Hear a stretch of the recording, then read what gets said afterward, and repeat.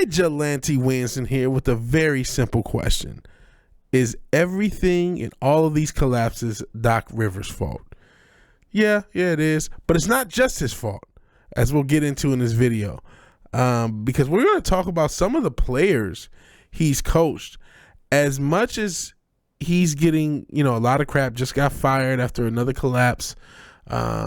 He has the worst Game 7 record of all time, 6-10 in Game 7s, has lost his last 5 Game 7s as a coach. So really not great. Also, this is an alarming stat. He is 16-33 when he has 3 wins in a 7-game series. 23% of all the 3-1 collapses that there ever been in the playoffs, meaning you're up 3-1 but you still lose the series. He has 3 of them, 3 of the 13, 3-1-3, which is a quarter of them. So almost a quarter, 23% again. And so almost a quarter of all the 3-1 collapses that have ever been belong to Doc Rivers teams. His reputation precedes him. But who has he coached on these teams? Who has he coached? Let's go back to the very first one. Speaking of Detroit, I saw one of these games live. I saw actually one of these games live when they went up 3-1. I went to game 1 of the 2003 playoffs, opening round, Detroit versus Orlando. And granted, this Orlando team that Doc Rivers coached, led by Tracy McGrady, a great player of the era and a Hall of Famer. The team didn't really have much outside of T-Mac. Obviously, a former Piston, because everything's about Detroit today. Grant Hill, not really healthy because the Pistons ran him into the ground. This is pre-load management. It's probably the inspiration for load management when you look at actually both Grant and T-Mac's careers. But that notwithstanding, this Orlando team didn't really have that much, even though they were able to go up 3-1 surprisingly on the Pistons. And Tracy McGrady infamously said it's so good to get to the first round.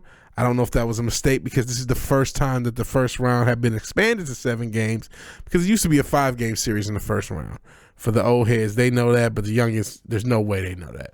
So I think maybe that could have been why he said what he said, but whatever the case is, they lost the last 3 games. Pistons went on not to win a title because that wasn't the year they won the title, but they did go to the conference finals, I believe. And if you look at those last 3 games, despite Tracy McGrady averaging 30-plus points throughout the series, the last few games, his shooting percentage is at like 36%. The last game, 7 for 24 for 21 points. And Tracy McGrady never made it out of the first round as a starter on the team. He only made it out of it as a role player on the Spurs in 2013. So even though you want to, and this is even after Doc Rivers gets fired that year, or I don't know if he got fired or just went to the Celtics, whatever the case may be, even after Tracy McGrady has a new coach, even after he goes to Houston, he teams up with Yao Ming. He plays on, a team that had, however many straight wins. It was one of the most consecutive wins. He has that great game in the regular season where he has 13 points in 30 seconds. And he does all these incredible things, but he never makes it out of the first round.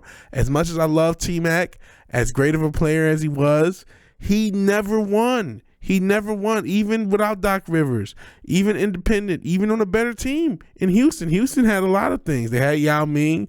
They had a lot of other role players in good position. They were in a very tough West. The West was extremely tough in that time because you can win 50 wins and still be a 5 seed or less. It was very tough to get out in the West. In fact, I think they did that. So all that notwithstanding, that very first trip, the very first, trip to the playoffs, the very first 3-1 collapse, as great as Tracy McGrady was, he was a guy that didn't make it out the first round. And then, obviously, Doc Rivers, after that Orlando stint, he goes to the Celtics. They're not that good the first few years, but eventually they get Kevin Garnett and Ray Allen and form a big 3. And now we have to talk about Kevin Garnett, another great player of the era, one of my favorite players. In fact, T-Mac and KG are 2 of my favorite players when I was younger. But I gotta hit you with the facts. And KG almost had the exact same experience as T-Mac. Before Kevin Garnett went to the Celtics, he had only made out of the first round one time. Granted, there's a lot of reasons for why that Minnesota team wasn't that great. Infamously, Stephon Marbury didn't want to sign. This is back before players all clicked up. Players used to, be real egotistical, so they wanted their own team. This is my team. So that hurt Minnesota. In addition to when they signed KG to this massive contract, the cap changed around them, so they didn't really have all the space to build the best team year after year. That said, KG was, noted for not making it out of the first round year after year after year. So it's another player that Doc Rivers coached that didn't make it out of the first round. Now, granted, the Boston Celtics is his most successful stint. He gets multiple trips to the finals. He won a championship. And I don't believe any of those 3-1 collapses are there. Even though he does have some very tough series. I remember that first year they had a series against the Hawks where it went 7 games and it probably shouldn't have. So there still were games and series like that where they probably should have been a little bit more dominant. They probably should have won more than one title. So there's still, even though that was successful, there's still people who look at that stint like, oh, maybe you should have got more out of it. But I'm not trying to knock KG. I'm not trying to knock any of these players. I'm just trying to say, you know what? All these players that he coached had playoff woes. And speaking of playoff woes, we got to go to his next stint in the Clippers, the Lob City Clippers. Now, I'm going to be honest. I feel like this team is overrated by history. I never thought they, any of these years, everyone says they could have won a ring. They were never the best team any of those years to me. What year were they the best team? What year were they better than the Spurs or the Heat or the Warriors? If you can name the year, please do, because I don't remember that ever being the case. That said, they maybe could have made it to a conference finals, and they were led by Chris Paul. Chris Paul is in his own category. I can, and maybe I will. That's a new catchphrase in these videos. Or maybe I'll do a video about it. Chris Paul is one of the least clutch players in the playoffs ever. He has not 1, not 2, not 3, not 4, but 5 times. 5 times. 5 times. 5 times. Shout out to Booker T, a Houston area guy. 5 times he's been up 2-0 in the playoffs and lost the series, including an NBA Finals and one of the worst Game 7 blowouts at home ever. I think it has to be the worst, unless this year was the worst, where, of course, he was injured, which is another thing that happens to him in the playoffs. He gets injured at the most inopportune times, including for Doc Rivers a couple times. So he is in his own category in anti-clutchness and anti-playoff wins. He is one of, if not the worst, playoff performer. And if it wasn't him, it would be his Houston Rockets teammate, another guy that Doc Rivers has coached. Obviously his last stint, he was just coaching him in Philly. But James Harden, a guy who has one of the worst season drop-offs from regular season to playoff averages of all time.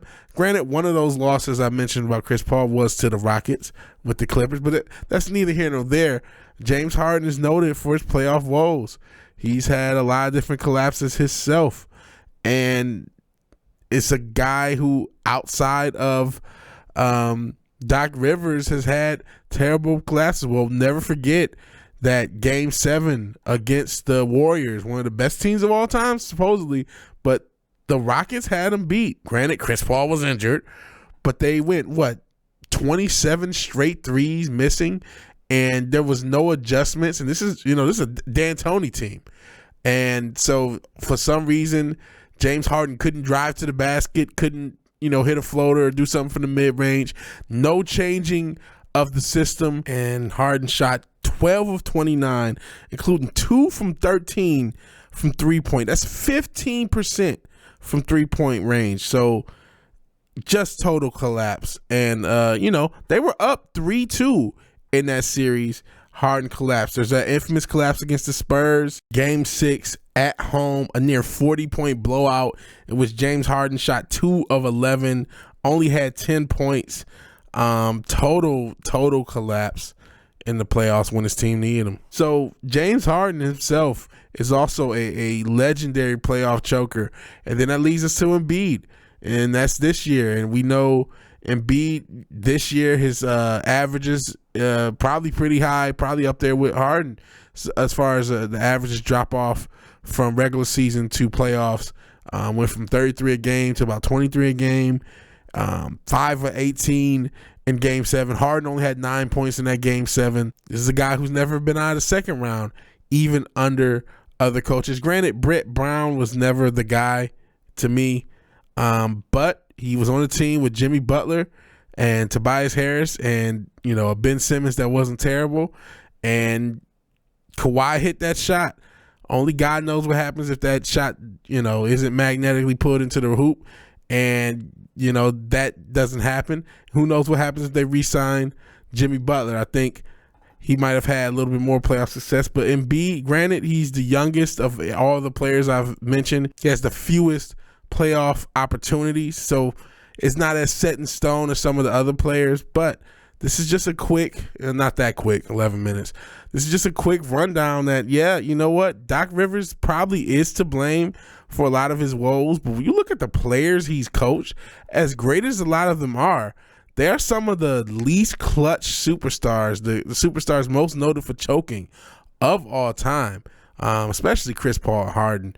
And so what do you guys think? I think it's 100% Doc's fault and 100% the player's fault. It's 100 and 100. It's not 50-50 because everyone's contributing. What do you guys think? If you like the video, please like the video. If you're so obliged to share and subscribe, please do that.